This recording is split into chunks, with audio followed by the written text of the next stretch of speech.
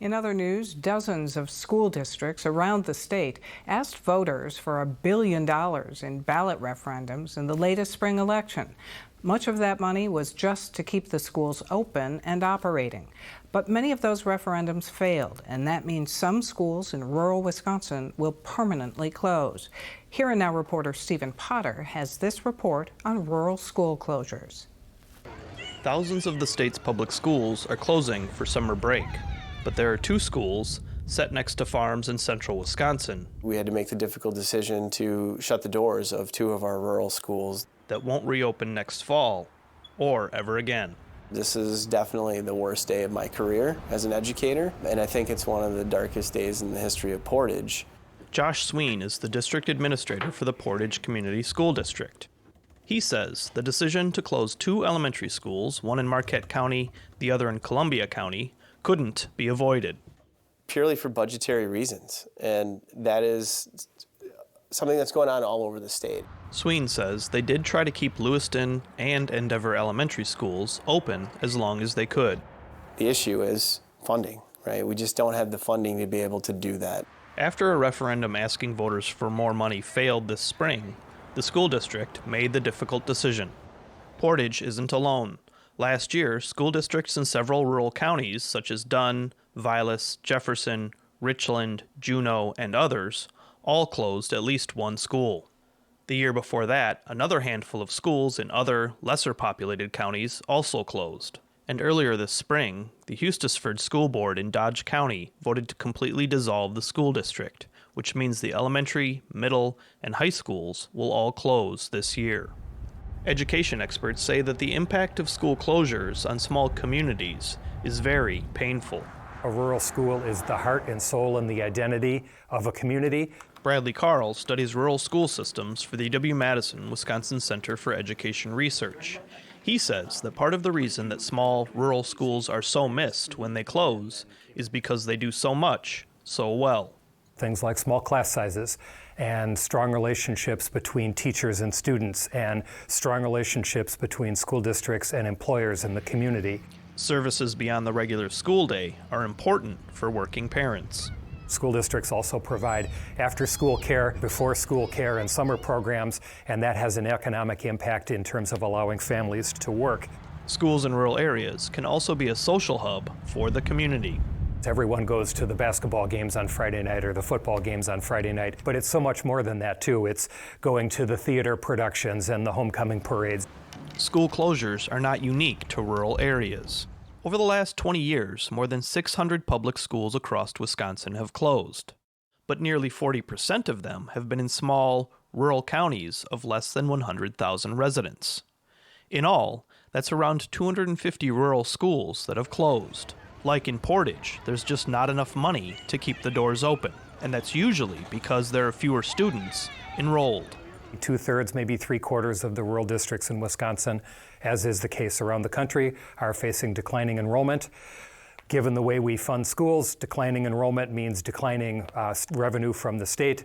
Figures from the Wisconsin Department of Public Instruction show that student enrollment in public schools has declined roughly 7% over the last 2 decades. Population experts agree that this is a nationwide problem, largely due to shrinking birth rates. Declining enrollment is real, and it's a challenge. Jeff Eide knows the problems facing rural school districts better than most. He's the executive director of the Wisconsin Rural Schools Alliance. 70% of the schools in the state are rural, so we have a lot of rural schools. Not the majority of the students are within our rural areas, but that's a large footprint in Wisconsin. Eide says rural schools are doing their best. They are working their buns off. They're working hard to do the best they can with the resources that they have. He adds that what the state provides in per-student funding isn't 100% of what a school needs to operate. So they pull in money from local government and property taxes to make up the difference. And over the years, more and more small and rural communities are having to go to ballot referendums to ask residents for more money to keep their schools open.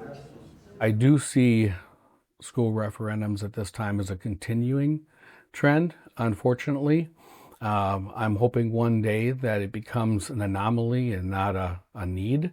Another major factor is the rising cost of everything, from gas for buses to heating and cooling costs, to building and even playground maintenance, as well as school supplies and the need for new technology. It's simply becoming more and more expensive to educate students. But I think everybody's struggling with the funding formula that we currently have. Sween and Eide agree that changes to the state's school funding formula are needed, like a per-student rate increase tied to inflation. That was part of the school funding formula more than a decade ago, but state lawmakers discontinued the practice back during the Great Recession. We need to make sure we're doing the best we can to meet the rate of inflation. We haven't done that for many years. If inflationary increases had continued from 2009 to the end of this biennium, we would not have a gap of it's $3,573 per student that we would have gotten in state aid or in that per pupil revenue.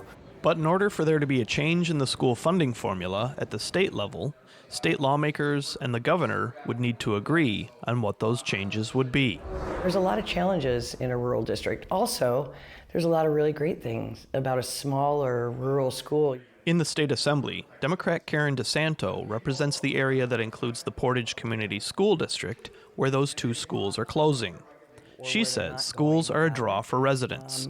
When a school falters, especially in a very small rural community, it affects everyone.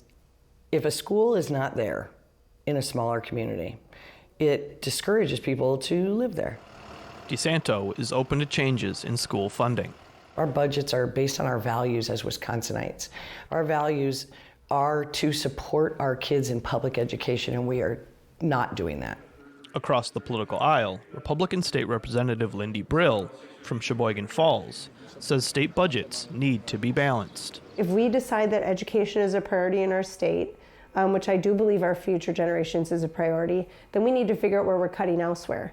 As for changes to the state school funding formula, I do think we are well overdue to look at it now. That doesn't mean a complete overhaul, but I do think we need to figure out if this is the best way to serve the state.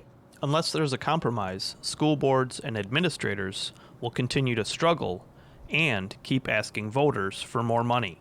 But at the end of the day, we still need to balance the budget, and we don't have the money to do it. And in many cases, it's all but certain that rural communities will keep closing schools. Reporting from Portage, I'm Stephen Potter for Here and Now.